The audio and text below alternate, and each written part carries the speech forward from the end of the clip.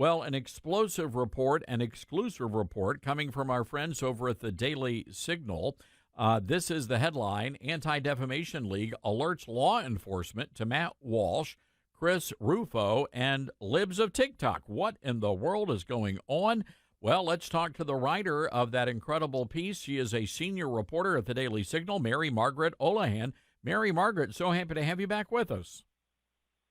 So happy to be back here. All right. Well, good job, by the way, for exposing all of this nonsense. But I find it ironic that the ADL has a problem with the libs of TikTok, which happens to be run by a wonderful, lovely Jewish lady. That's a great point. Yeah, this story was really interesting to us. We were able to report on it because the Oversight Project, which is part of the Heritage Foundation, they FOIA'd the Washington State Fusion Center, and it turns out they got this email showing that the ADL was flagging online amplifiers of LGBTQ plus hate, or so-called, as extremists for law enforcement. And so we did a little digging, and it turns out that this email that the ADL was sending to law enforcement very closely mirrors a blog post on about Matt Walsh, about libs of TikTok, Chris Rufo. It even mentions Blaze Media. And it talks about how all of these people are pushing extremist content that is dangerous. And you know, Todd, we're very aware of where this goes, right? Even if we didn't have more information here, the fact that the ADL is saying that this content is dangerous should raise red flags. But it gets worse because we know that the ADL has partnered with GLAAD in an effort to flag misinformation and extremism for law enforcement, including the Washington State Fusion Center. And the Washington State Fusion Center is funded by DHS and DOJ. So that is also an area of concern.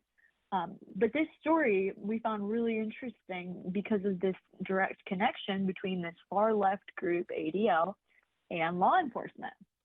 And Mary Margaret, look, I've been covering this for years. Back when I was at Fox News, we focused on the Southern Poverty Leadership Center, which I'm sorry, the Southern, the organization out of Alabama. My brain just stopped working. The SCLC and their attacks on evangelical groups like Family Research Council, American Family Association. And you had members of the military that were telling officers, you can't be participating in these organizations because they're hate groups. And that's what concerns me about this kind of nonsense, is that the government, they're not paying a lot of attention to this.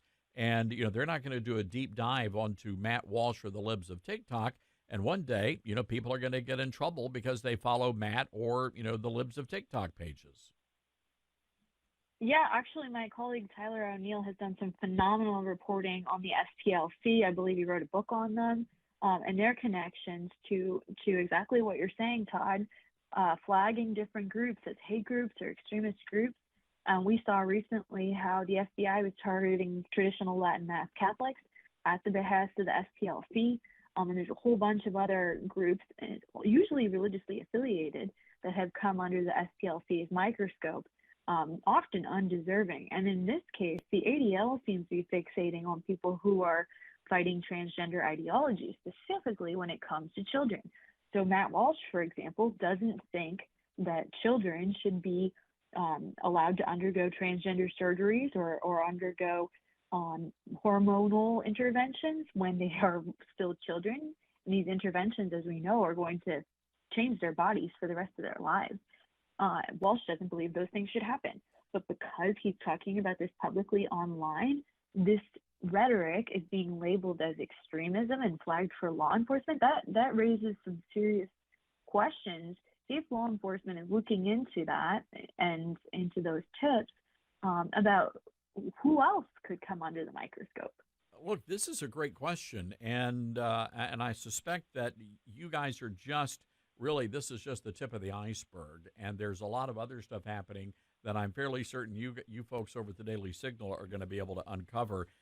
My concern is, and it goes back to something, I know you interviewed the Heritage Foundation for your story, this weaponization of the government and the fact that government agents could use this fake news, this fake information out there and go after good, law-abiding citizens.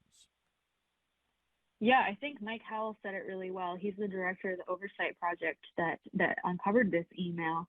He said the ADL is a key driver of government weaponization, and they provide the phony predication and intellectual cover in order to point the people with guns at their enemies. And we see this with the SPLC, and we're seeing it at the ADL, how there's a direct route. They declare someone to be an extremist. They declare someone to be worthy of investigation, and then lo and behold, the FBI is investigating traditional Latin mass Catholics.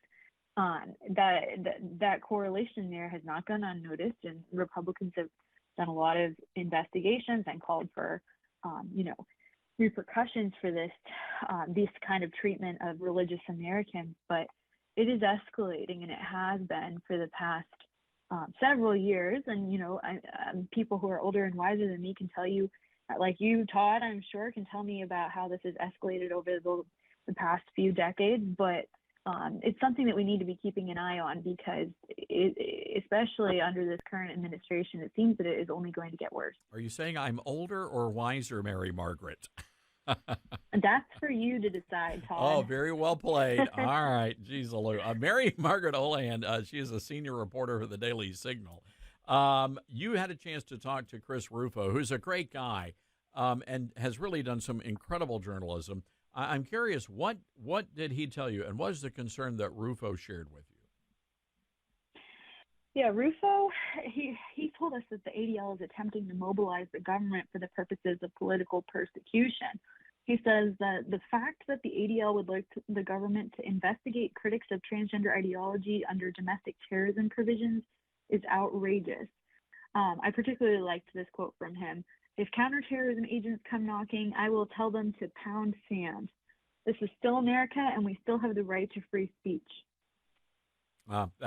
He's spot on accurate, and that has to be our reaction to this and our response, because we cannot allow ourselves to be bullied, and we just cannot allow the government to stage this sort of a crackdown. Great reporting, Mary Margaret. We're going to have to leave it there, folks. We have a direct link to her story over on our live show blog, or you can just go right to the Daily Signal. Mary Margaret, always good hearing from you. Thanks a lot.